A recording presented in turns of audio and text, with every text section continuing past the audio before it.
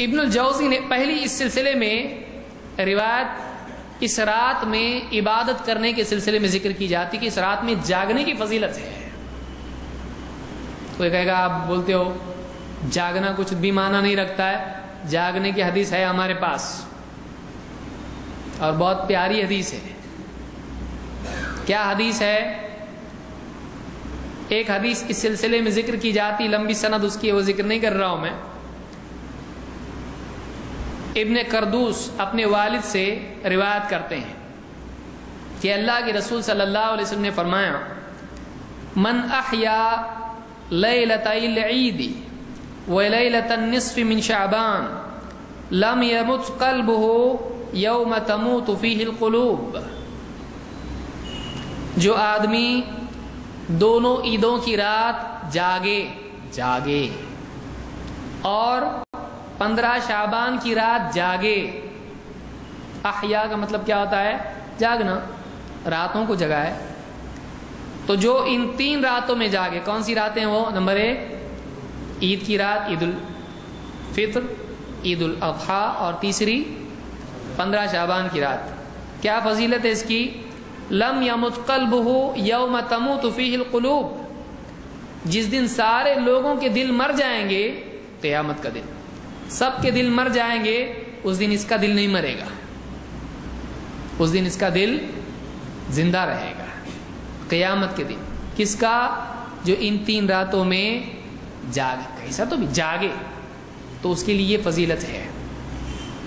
اس حدیث کو امام ابن الجوزی نے اپنی کتاب العلل المتناہیہ فی الاحادیث الواہیہ، واہیات احادیث کی کتاب،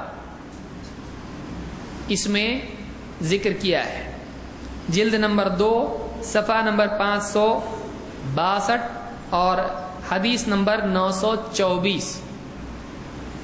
اس حدیث میں کتنے پرابلم ہیں؟ 1 2 3. 3 راوی اس کے ایسے ہیں جو قابل اعتبار نہیں. امام ابن الجوزی رحمۃ اللہ علیہ فرماتے ہیں ھذا حدیث، یہ خود ذکر کر کے حدیث خود ہی بتا رہے ہیں. کہتے ہیں ھذا حدیث لا یصح عن رسول اللہ صلی اللہ علیہ وسلم.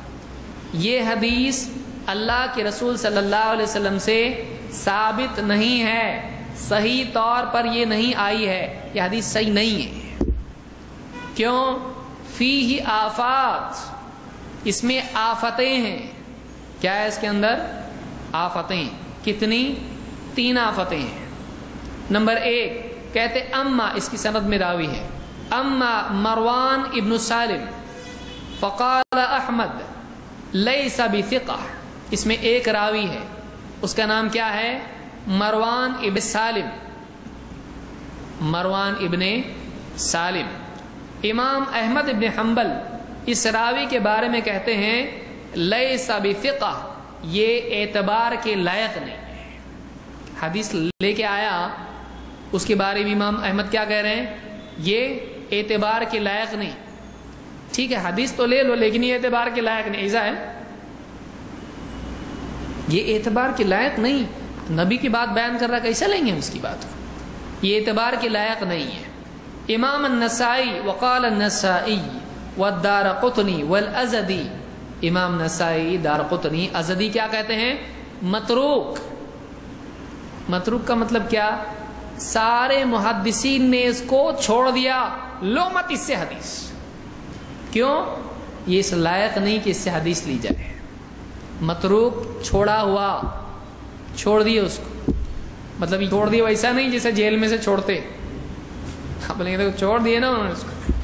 چھوڑ دیے کا مطلب اس سے حدیث لینا چھوڑ دیے، کیونکہ یہ اعتبار کے لائق نہیں. تو یہ پہلا راوی ہوا. نمبر 2 دوسرا راوی اس میں ہے، کہتے وہ اما سلمۃ ابن سلیمان. دوسرا راوی اس میں ہے، اس کا نام کیا ہے؟ سلمہ ابن سلیمان.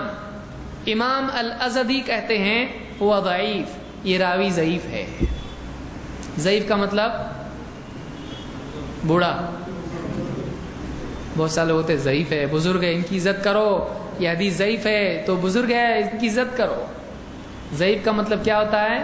کمزور کمزور، یہ حدیث پکی نہیں ہے، کمزور ہے، کمزور ہے. تو یہ راوی کمزور ہے، ہوا ضعیف. تیسرا راوی اس میں کون ہے؟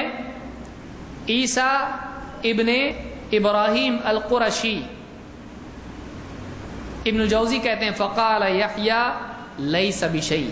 اس کا حال تو کیا ہے؟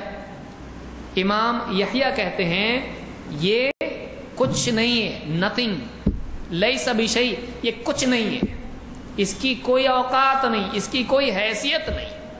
اتنا گھٹیا راوی ہے یہ. لیس بشیء، کسی چیز کو کچھ نہیں ہو، آپ کیا بولیں گے؟ کچھ نہیں ہے، ایسا بولیں گے آپ؟ کیسے بولیں گے آپ اس کو؟ کچھ بھی نہیں ہو، یعنی اس کی حقارت کے ساتھ میں کہا جا رہا ہے یہ کچھ نہیں ہے راوی ہے، یعنی یہ راوی کسی بھی لائق نہیں ہے. کون؟ عیسیٰ.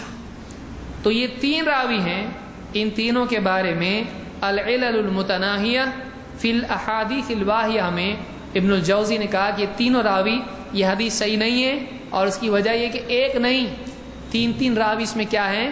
ضعیف ہیں. اور وہ چھوٹے تھوڑا بہت ضعیف ہے، چلتا ایسا نہیں، ثقہ نہیں ہے.